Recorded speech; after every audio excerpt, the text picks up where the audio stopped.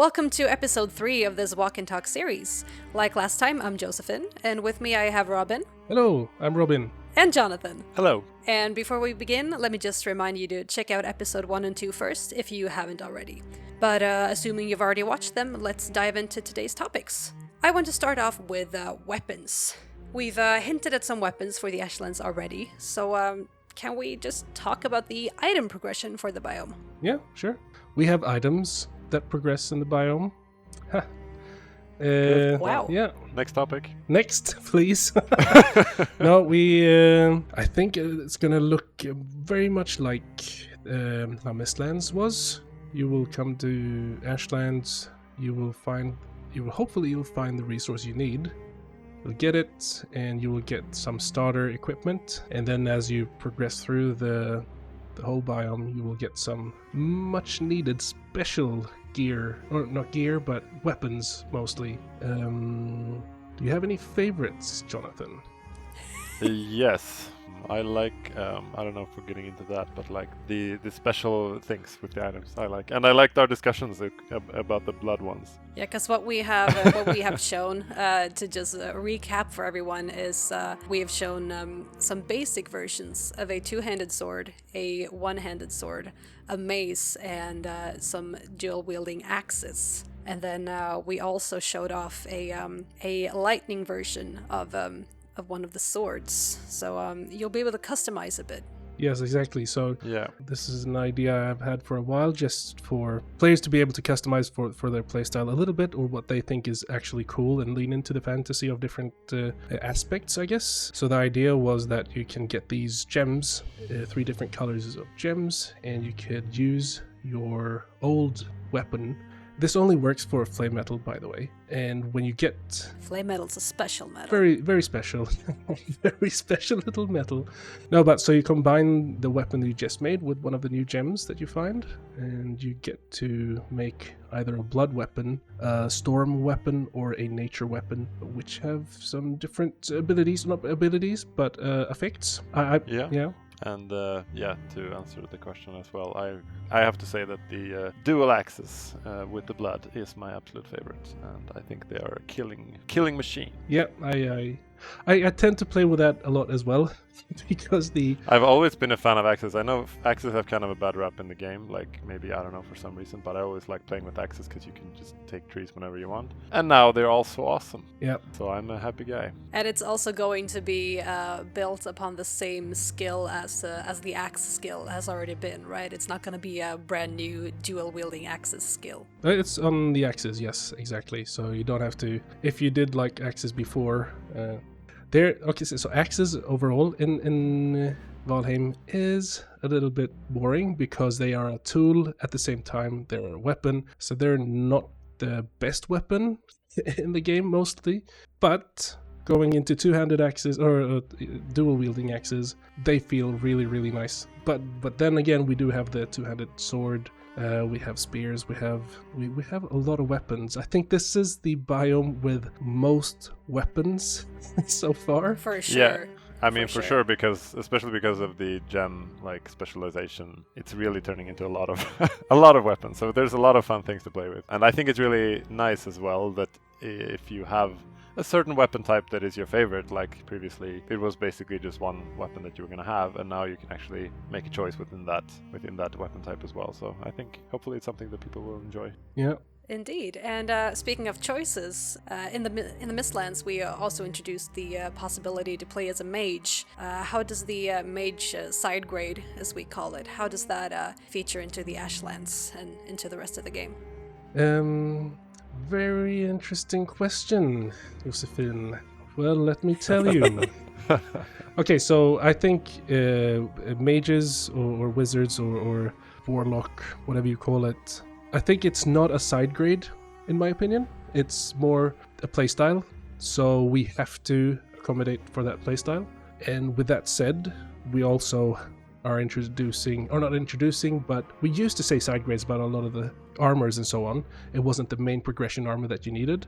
Coming into Ashlands, you will be able to play as so you get armor for either your little ranged guy, girl, or the heavy armor or a mage armor, basically. hopefully they will go hand in hand with each other when you play several people together, and you'll have a good time, or have a horrible time trying. And I think But it we was have. Sorry. Yeah, sorry, maybe I interrupted. I just want to say, and we have a number of nice, like I'd say, I don't know. Yeah, like my favorite in that regard is definitely the. Can we call it the shotgun?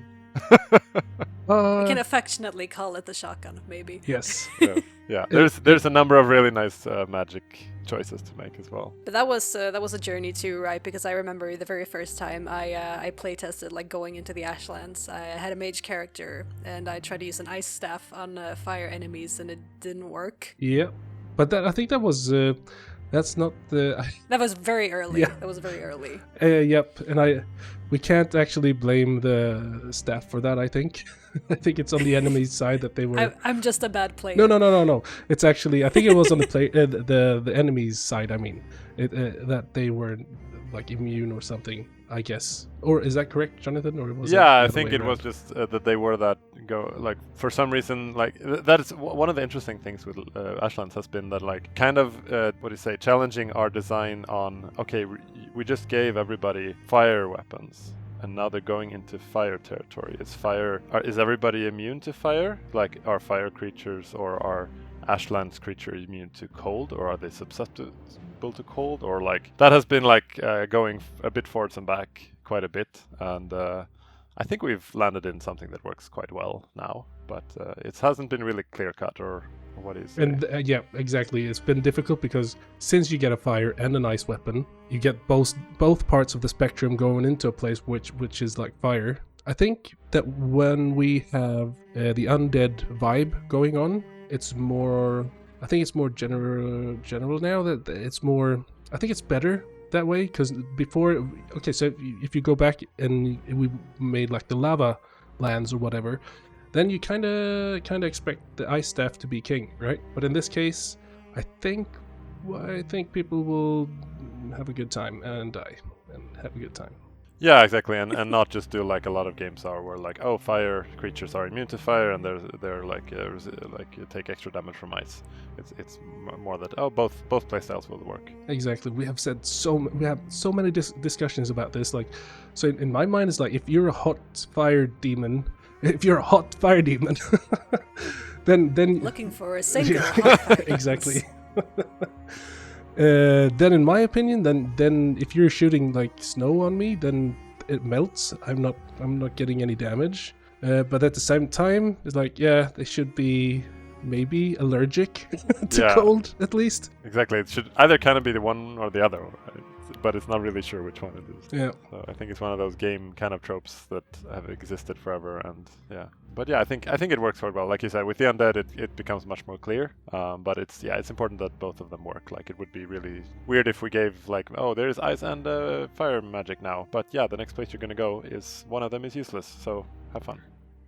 I wanted to round off these discussions that we've been having with just looking back a little bit on the Mistlands and the Ashlands. What do you feel have been the biggest differences between working on these two biomes? Well, Jonathan, do tell.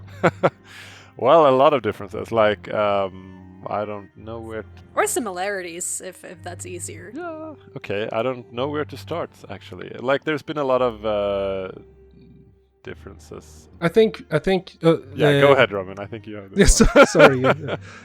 This is Valheim, and so you can expect the normal Valheim things in a biome. You come in to Mistlands, and okay, so one big difference certainly is that there is no mist. Yeah, sure, it's going to be a bit misty and foggy sometimes of all the smoke and everything, but we're not gonna lock you in visibility like we did in Mistlands. So that's a big difference, I guess.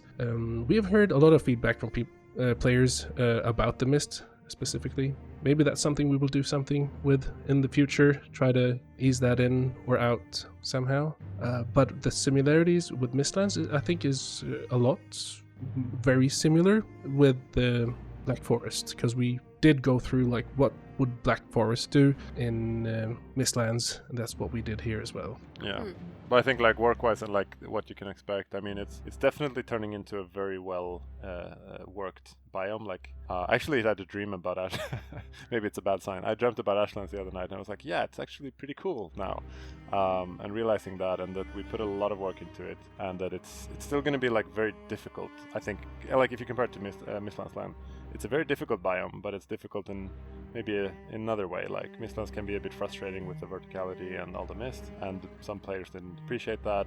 So it's definitely not going to be the same, but of course there's a lot of similarities in other ways. I was playing with Andreas yesterday, doing some balance and tweaks and stuff, and I think it's always going to be situational. We went in and played yesterday and was like, this is too easy. So we started to overtune some creatures, and then we jumped back in. It was like, this is too difficult. What's going on? And it's always going to be... Sorry. And then today, when you were off and I was talking to him, he's like, this mob is cheating. What is he doing? What is he doing against me? And that's when he called you in. He's like, yeah, look at this mob. What is he doing? Something's wrong. And he was just like, and even Andreas is like, this is too hard. This is gonna be too hard. Then it's like, okay, if even he says that, yeah, then we need to maybe we have to tone it down a notch after that, I think. Yeah, we have some. Yep, I think people are going to be pleasantly surprised with Ashlands, and I hope it's going to be a stepping stone for people to understand, like, this is endgame Valheim. For some people it's not going to be super difficult. For some people it's going to be the most difficult thing in the world. The good thing is that we have modifiers, and so we can actually go in and change how difficult the game is. But we're trying to create a baseline for how we think it should be, at least. We've only got the Deep North left now, and then we're finally out of... or when Ashlands is out, then we have Deep North left, and then we're soon on our way to 1.0 and out of early access. Finally. Yeah, that would be interesting. But that is a tale for another time.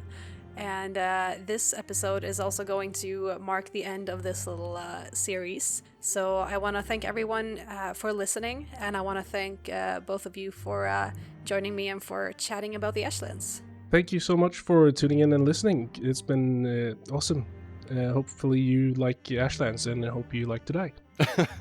Yeah, thank you very much for listening to our ramblings about how we feel. Kind of nothing, but hopefully it's been a little bit interesting and that you enjoy the game. Bye. Bye. Bye.